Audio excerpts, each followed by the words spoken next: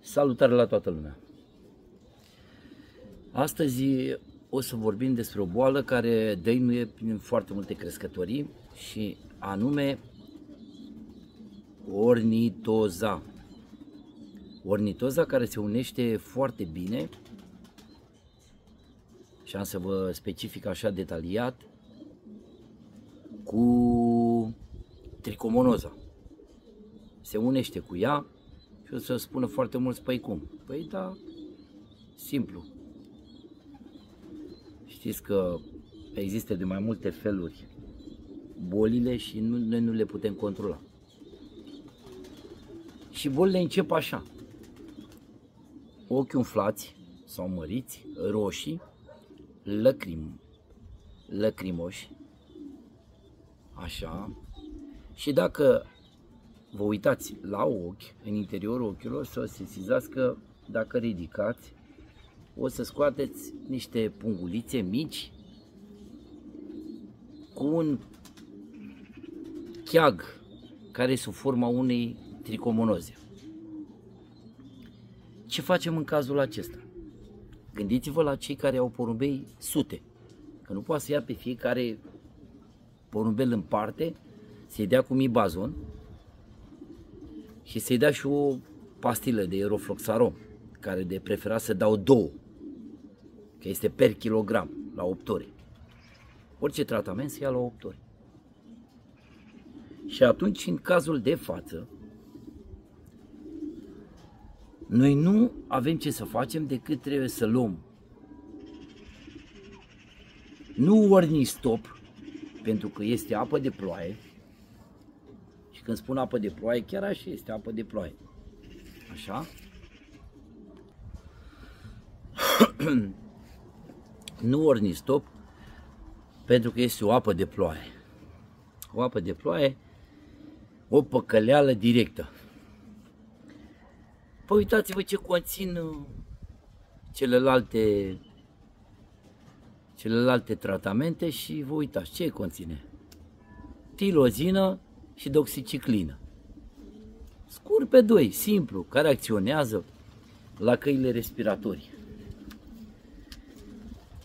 Doxiciclina și cu tilozina au fost introduse în fabricația unui tratament numit nifuramicin. Dar au fost interese pe piață foarte mari, niște interese foarte mari de a distruge anumite tratamente care își făceau treaba foarte bine, cum a fost fosbacul pentru salmonelă și nifuramicinul pentru căile respiratorii, care era unul dintre cele mai bune tratamente posibile. S-au urmărit pentru că nu se urmărește de fapt să se trateze păsările, ci se urmărește să se distrugă. Da, așa e. Pentru că toate farmaciile astea veterinare sunt o afacere foarte mare. Dar, totodată, sunt ok, dacă știi ce să cumperi. Dacă nu știi ce să cumperi, te duci ca berbecul și asculți de doamna de la farmacie care n-are nicio pregătire și pe lângă faptul că n-are nicio pregătire, nici nu a citit nimic. Pentru că nu interesează, ea nu are porumbei acasă. Are de unde să știe să testeze, să vadă că tratamentul ăsta. Exact cum făceau și cu 4 în 1 mix, care mi-au închis canalul acela pentru că am spus că e apă de ploaie. Păi da, e apă de ploaie. Sunt columbofili care au spus, domnule, am dat 4 în 1 mix și a vindecat 4 boli. Da, domnule, ia-te o pastilă de cap să vezi dacă îți vindecă problema de rinichi. În fine, alt subiect. Da, mergeți la tilozină, doxiron și uniți-l cu noredonul. Dacă nu, decât pe cele două. Doxiron cu tilozină. Dar nu uitați un singur lucru. Nu tratați porumbeii 3 zile. I-ați tratat 3 zile, ține 2 săptămâni. Nu. Mergeți cu ei până la 6 zile cu tratamentul. În perioada aceasta, Mare grijă, nu dați floare, nu dați grit la porumbei. Pentru că antibioticul acesta este foarte periculos și le omorâți ficatul. Da? După care dați probiotice la porumbei, 6-7 zile, chiar și până la 10 zile se dau probiotice pentru unii care au întrebat niște băieți de acolo și erau mai jos unii care spuneau că se dau 4 zile. Fiecare dă după cum știe. Dar cine a testat știe că până la 10 zile dai pentru flora intestinală. Până când te vei uita, cum ne dăm seama noi că porumbelul este bine la floră? Păi ne uităm la excremente. Excrementele trebuie să fie închegate foarte bine și mici, biluțe. Nu trebuie să facă împrăștean, nu nimic. Mai sunt foarte mulți crescători care spun că domnii de la mâncare fac porumbei verde. Sau domnii de la mâncare fac porumbei împrășteat. Domnii că de la mâncare fac porumbei apus. Greșit. De la flora intestinală pentru care ea voi nu ați dat nimic și ea a mers de-a lungul timpului. 1 an, 2, merge așa cu ea, n-are nicio problemă. Dar acel porumbel are riscul de a se îmbolnăvi, pentru că știți foarte mulți dintre dumneavoastră că porumbeii și pe flora intestinală ia microb și pe căile respiratorii. Deci preparați-le pe astea și dați-le pentru ochi umflați, exact cum îi numesc eu așa, dați-le 7 zile, 6-7 zile de tratament și dacă vedeți că încă boala persistă, mergeți cu ea mai departe. Mergeți cu ea. Nu schimbați tratamentul, nu-l schimbați absolut, nu luați Ornistop, nu luați injectabil, Orni-FT, că e unul, nu știu ce, nu știu, e un tratament, nu știu, care mi-au spus despre el, dar așa. Eu nu sunt contra, nu, încă o dată, nu, să aveți impresia că sunt contra tratamentelor. Nu sunt contra, dar nici pro nu sunt, pentru că știu clar că am testat unele dintre tratamentele astea pe care le-am spus. Ornistop, ăsta eu l-am testat. Și mai rău am făcut și ar trebui să iau un tratament Lingospectinul, să-l fac injectabil la porumbei, că nu-și mai reveneau. Așa că mergeți pe varianta asta și o să vedeți că am dreptate. Dar în ultimul rând, dacă porumbeii s-au îmbolnăvit, nu uitați, mama tuturor sănătății a porumbeilor este hrana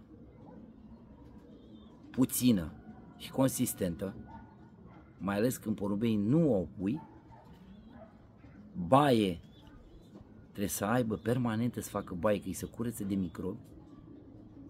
Și nu vă dorm mâinile pe niciunul, să luați o pompă de aia, de stropiți cu ea gardurile ce faceți, pomii, endocitul, domne, luați-l și stropiți peste tot, pentru că ăla este ucigător de boli. Și dacă vreți să nu aveți probleme nici cu țânțare și cu nimic, faceți apă cu oțet și stropiți. Și nu vin nici țânțare. Ocrotiți păsările, pentru că aveți de câștigat. Nu crotiți păsările, mergeți mai departe cu porumbei bolnavi în iarnă, mergeți mai departe cu porumbei cu defecte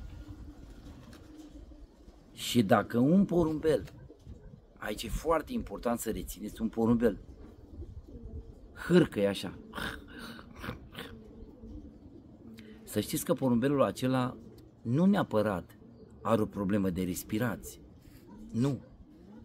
Încercați și dați și ceva de parazitare, pentru că sunt foarte mulți viermi, sunt foarte mulți columbofili care nu tratează porumbei de viermi și ea sunt cauzele numărul 1 al bolilor, viermii. Da, și sunt viermii ăștia care se află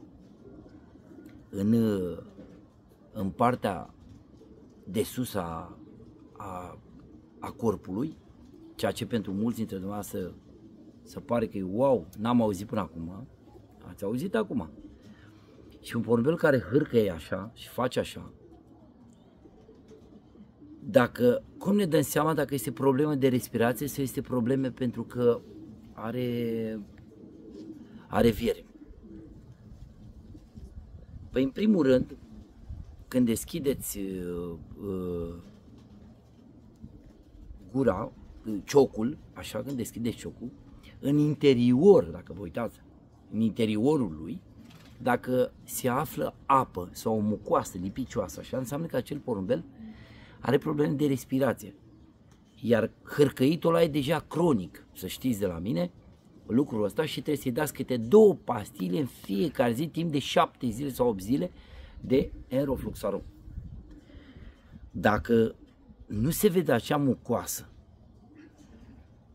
la porumbei, nu se vede în cerul gurii, așa, dați o pastilă de vermizon sau un sfert de pastilă de destule rombentazol, da, care e foarte bun, dar un sfert de pastilă, nu dați jumătate, că s-ar putea să rămână perpelit. Vă rog din suflet, și tot am mai apelat pe la dumneavoastră, pe la foarte mulți, dacă aveți probleme sau asta, încercați să-mi scrieți pe numărul de WhatsApp, vă ajut cu mare drag și eu aștept de la dumneavoastră dacă ați mai descoperit ceva, dacă ați mai văzut ceva, dacă ați văzut un ingredient. Urmează etapa de iarnă și acum trebuie să împachetați porumbei foarte bine pentru a rezista. Mult succes la toată lumea!